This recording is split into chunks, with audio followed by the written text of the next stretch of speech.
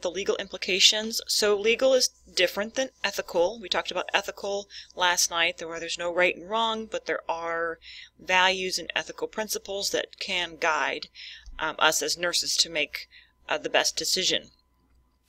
And then legal is, well, the law.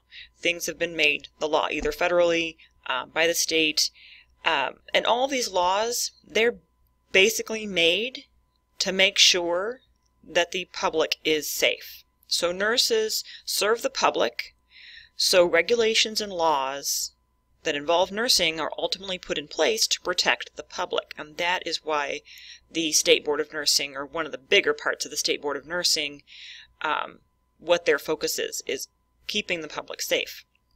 So they established, the BON, established the Nursing Practice Act, which you read a few of the definitions of before, and every state has a State Board of Nursing that defines the scope of practice for nurses, all the way from licensed practical nurses, LPNs, all the way up to advanced practice registered nurses.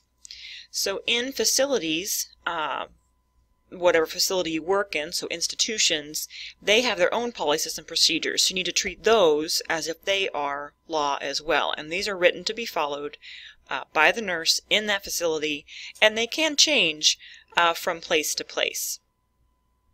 And this is why you will hear us say in the lab when you're learning your nursing skills here that you must know your facility's policies so you're sure to practice within their policies and procedures.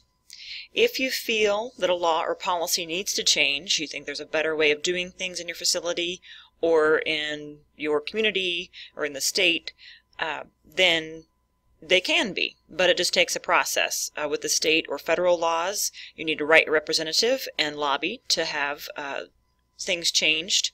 And with the Board of Nursing even, you can initiate an inquiry. Or within your institution where you work, just follow that chain of command in the organization to navigate how to change the policies and procedures for your facility. So ultimately, these laws, again, are made to protect the public.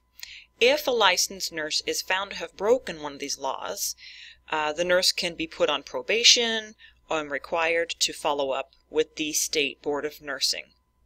Follow up with the State Board of Nursing every so often, following certain guidelines. So if there was an issue with drugs and the nurse, they might require the nurse to come in for routine drug screenings. Their license, depending on what law or policy was broken, could be suspended for a certain amount of time, so they cannot work. It could be revoked and just taken away. Censored, which means they can only do certain duties. If policy is not followed in an institution and no one got hurt, the nurse may just be written up or fired. But if someone got hurt, then it would become a legal action. And this is where we talk about crimes versus torts. So, crime is considered something that's punishable by state. State will prosecute. So this could be just a misdemeanor, something very small, so the person may just be fined or imprisoned up to a year. Or if it's a felony, then it can would have greater repercussions, so more time in prison. A tort is when two parties disagree about someone's responsibilities. Acts of wrongdoing that result in injury or a loss or damages, and these can be taken to civil court, and they are usually settled for money. So there's two types of torts. There's intentional, where the person knows that they are doing something wrong, so assault and battery, defamation, invasion of privacy, false imprisonment, or fraud. And think of false imprisonment even to one patient who has restraints put on them or put in a secluded room, not following policy. Or there's unintentional torts. Unintentional is negligence. We hear a lot about malpractice lawsuits. That is a form of negligence. And these are determined by standards of care. So that standard of care could be the facility policy, it could be ANA's standard of care, it could be the Board of Nursing standard of care. So one piece in these is who is liable. They'll ask who is liable. So that's essentially saying who is responsible. And for anyone to prove someone is liable of malpractice, they must prove 4 different things: damages, duty, breach of duty, and causation. Those 4 things. So damages is, again, that loss or the damage to the person or property or injury of a patient or client. That has to be there for someone to be proven liable of malpractice. And then also they have to prove that the person who potentially committed the malpractice had a duty, a legally recognized relationship of, in our case, nursing care for that patient. They'd have to prove that we were responsible for them. And then prove that we breached that duty. So we failed our standards of care, not doing what we were responsible for, or not what a responsibly prudent nurse would do, okay, and in a similar situation. And then they have to prove causation. Did that breach of duty actually cause the loss or damage or injury? So again, was there an injury? Did person A have a duty to person B, and was that duty breached? And if it was that breach the cause of the damage or loss? And those are the 4 things that need to be proven for someone to be found liable, responsible, in malpractice. As a student, you're going into facilities as a student nurse, so you are responsible as a student for your acts and held to standards of care of an RN. So to help yourself while you're going through school, be sure you are prepared for each clinical experience.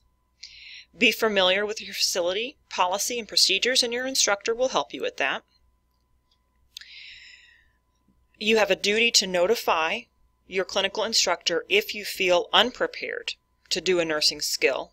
Just own up to it. Just let them know, and they'll work with you and hopefully help you become prepared. But you should come to clinical prepared beforehand. That is the expectation.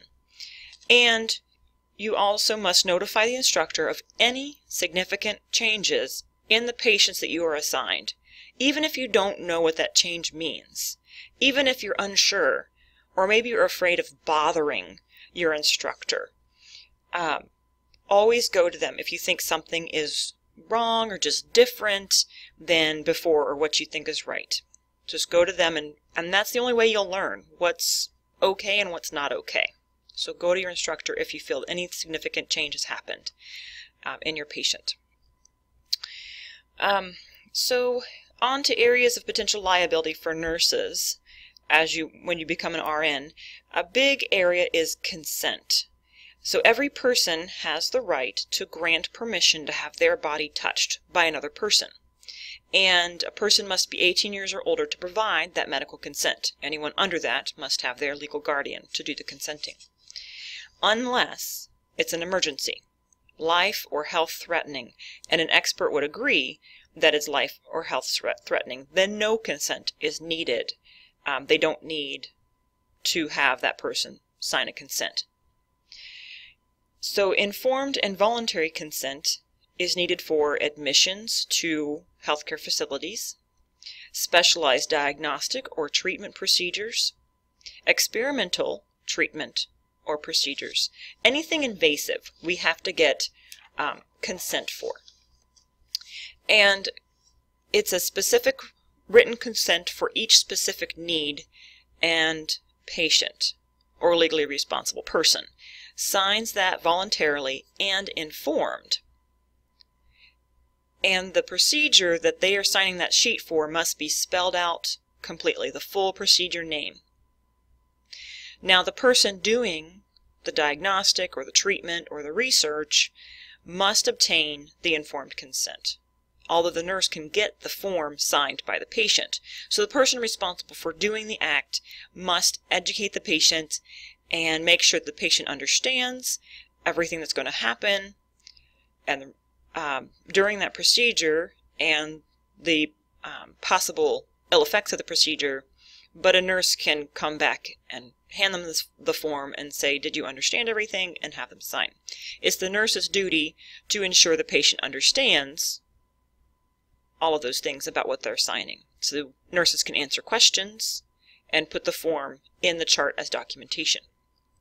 If the nurse assesses that the patient does not understand, then notify the provider to come back, or the person doing the treatment or research to come back to the patient to clarify and re-explain. No valid consent signed is considered battery. Could be harm or unwarranted contact with the patient. And nurses also sign the consent form. We're just witnessing that that patient signed that form. We're not that the nurse obtained the consent themselves. Okay? So also know that in the State Board of Nursing Nurse Practice Act, there is a section on page 20, if you care to go to look at it, that are grounds for denial, revocation, or suspension of license. But ways to prevent, again, it's typically malpractice that occurs, but ways to prevent malpractice. There's a long list and a great table in Vitabec 1, page 159, and Taylor's page 124. There's a box 7-3. But some of the high points are if you do what a reasonable and prudent nurse, okay, a reasonably prudent nurse would do in a similar circumstance, then you should not be found negligent. Practice within your scope of practice, within the state laws, by the Nurse Practice Act. Collaborate with your colleagues and team. Nursing is not a single, you stand alone and you have no one standing with you. It is what I call a team sport. Use established practice standards to guide decisions and actions. Always put the client's rights and welfare first. So that's that autonomy, that social justice, that advocacy. Accurately and thoroughly document all assessment data, treatments, interventions, evaluations of clients' response to care. They say in nursing, if you didn't document it, you didn't do it. There's no proof that anything was done unless it is documented in their chart. I'm going to set up a discussion board to show you that in the Missouri State Board of Nursing, they put out this newsletter. And within this newsletter, they list nurses who have had censorship or disciplinary actions on their license. Okay, so you'll see sheets like this, and you can read about specific nurse situations and what happened to their license. And there'll be some questions there for you to respond to if you like to do this exercise. So find out what the nurse did or did not do that caused them to have a disciplinary action. What kind of crime or tort was the offense? Which nursing values were not upheld? And what were the consequences of the nursing actions? So was their license censored or restricted? I'll put these questions up in a discussion. All right, we'll continue in the next podcast with mental health and illness.